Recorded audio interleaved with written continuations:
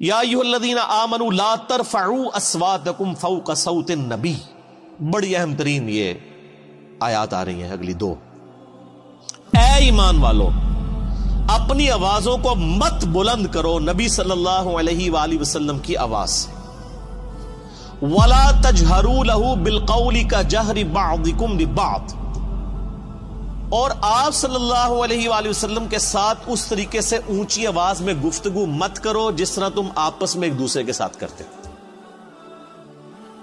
آپ صلی اللہ علیہ وآلہ وسلم کا ایک پروٹوکول ہے ان تحبط اعمالکم وانتم لا تشعرون. کہیں ایسا نہ ہو کہ تمہارے اعمال برباد کر دیے جائیں اور تمہیں خبر بھی نہ ہو. نبی علیہ السلام کی موجودگی میں آواز بلند کرنا یہ اتنا بڑا جرم اور گناہ ہے کہ اعمال بھی اکارت ہو جائیں گے اور تمہیں یہ پتہ بھی نہیں چلے گا کہ تمہارا بیڑا غرق ہو چکا ہے. اور یہ آیت آپ کو پتہ ہے کن لوگوں کے بارے میں نازل ہوئی ہیں جو اس امت کے سب سے بہترین لوگ ہیں؟ حضرت ابو بکر اور حضرت عمر رضی اللہ تعالی عنہما. یہ ان کو اللہ تعالی نے دھمکی لگائی تھی. تو سر ہم اور آپ کس کھیت کی مولی ہیں سر؟ اس کے کانٹیکسٹ میں صحیح بخاری میں امام بخاری ایک حدیث لے کے آئے ہیں. اسی چیپٹر کی انہوں نے ہیڈنگ بنائی ہے کتاب التفسیر چیپٹر میں صحیح بخاری میں، اور ایک حدیث لے کے آئے ہیں. اور حدیث کے الفاظ ہی بہت رقت انگیز ہے. عبداللہ ابن ابی ملیکہ تابعی کہتے ہیں قریب تھا کہ اس مخلوق کے دو بہترین افراد تباہ و برباد ہو جاتے، یعنی ابو بکر اور عمر. وہ تباہی کے دہانے پر پہنچ گئے تھے جب انہوں نے رسول اللہ کے حضور آپس میں گفتگو کرتے ہوئے اپنی آوازوں کو بلند کیا. رسول اللہ کے ساتھ بدتمیزی نہیں کی سر، پوائنٹ ٹو بی نوٹڈ. آپس میں گفتگو کر رہے تھے نبی علیہ السلام کی موجودگی میں. اور پھر امام بخاری نقل کیا کہ بنو تمیم کا ایک وفد آیا تھا. تو نبی علیہ السلام کی عادت تھی جب بھی کوئی قبیلہ اسلام قبول کرتا تھا نا تو اس قبیلے کا کوئی نہ کوئی امیر مقرر کر دیتے تھے تاکہ بعد میں کمیونیکیشن صرف امیر کے ساتھ، قبیلے کے سردار کے ساتھ ہو. تو حضرت عمر کا مشورہ تھا کہ ایک شخص تھا اقرا، اس کو امیر مقرر کیا. تو حضرت ابو بکر نے کہا کہ نہیں، یہ شخص اتنا مناسب نہیں ہے. یہ جو دوسرا شخص ہے نا قعقاع بن عمرو التمیمی، یہ بہت بہادر تھا جس کے بارے میں حضرت ابو بکر کہا کرتے تھے نا یہ 1000 بندوں پہ بھاری ہے.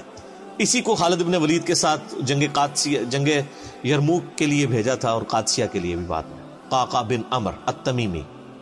تو حضرت ابو بکر کا مشورہ تھا قعقاع کو جو ہے نا یہ امیر مقرر کیا جائے.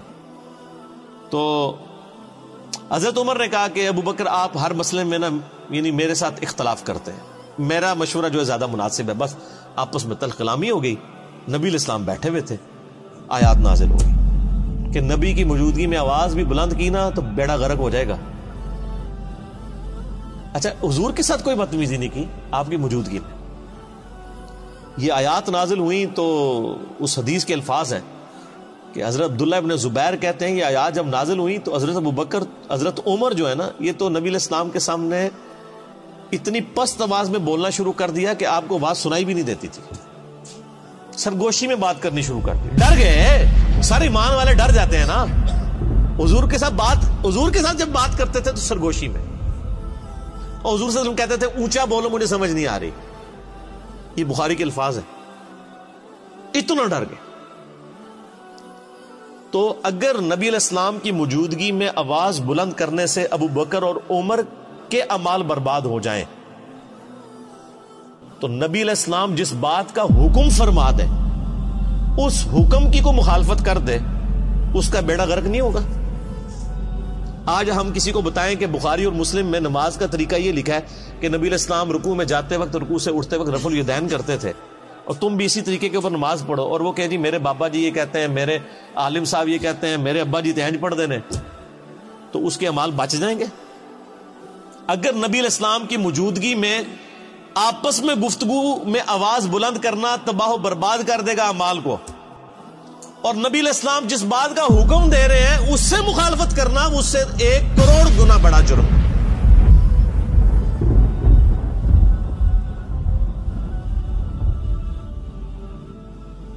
ایک چیز آپ نے حکم فرما دی، اس سے مخالفت کرنا دین میں یعنی جتنی بھی چیزیں وہ اس سے بڑا جرم ہے. اس کے اندر امپلائڈ ہے یہ چیز.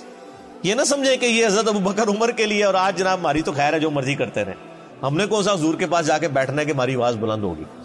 اسی آیت کے تحت تمام محدثین اور مفسرین لکھتے آئے کہ نبی علیہ السلام کی وفات کے بعد بھی قبر رسول کے اوپر آواز بلند کرنا اسی طریقے سے گستاخی ہے جس طرح کہ اس زمانے میں نبی علیہ السلام کی موجودگی میں.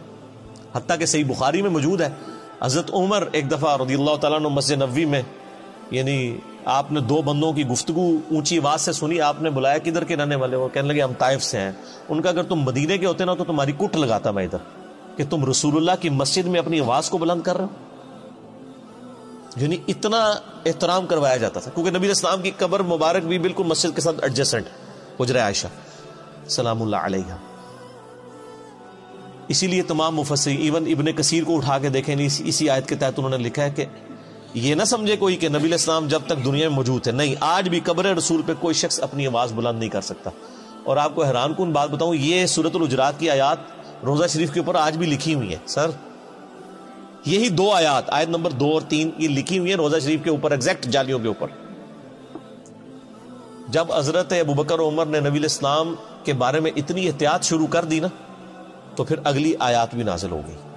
ان الذین یغضون اصواتهم عند رسول اللہ, بے شک وہ لوگ جو اپنی آوازوں کو دھیما رکھتے ہیں رسول اللہ کی بارگاہ میں. اولئک الذین امتحن اللہ قلوبهم للتقوی, یہی وہ لوگ ہیں جن کے دلوں کو اللہ نے پرہیزگاری کے لیے چن لیا ہے. یعنی پرہیزگاری کا کرائٹیریا ہے تعظیم رسول صلی اللہ علیہ وآلہ وسلم.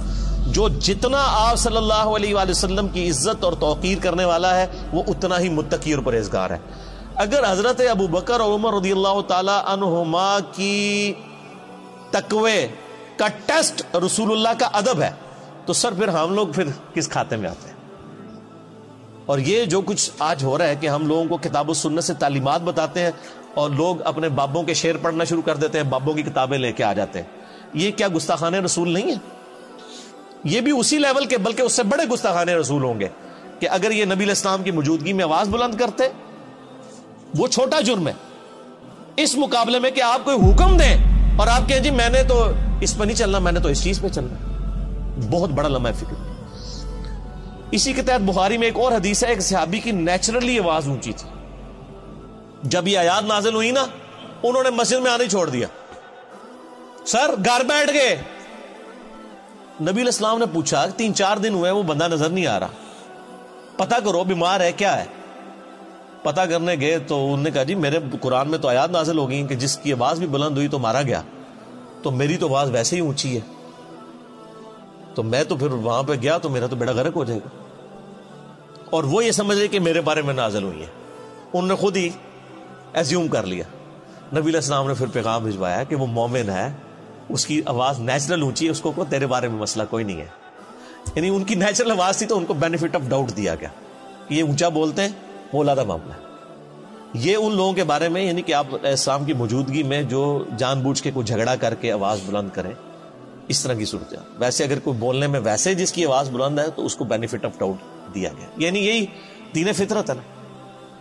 تو بار صحابہ کرام کو آپ دیکھ لیں, اللہ فرماتا ہے ان کے دلوں کو ہم نے تقوی کے لیے چن لیا ہے. جو رسول اللہ کے حضور اپنی آوازوں کو پست کرتے ہیں, لہم مغفرۃ و اجر عظیم, ان کے لیے مغفرت بھی ہے اور بہت بڑا اجر ہے. جو نبی علیہ السلام کا ادب کرنے والے لوگ ہیں, آپ علیہ السلام کی بارگاہ میں مؤدب بن کے بیٹھتے ہیں. رسول اللہ علیہ وسلم کا ادب آج بھی اسی طریقے سے.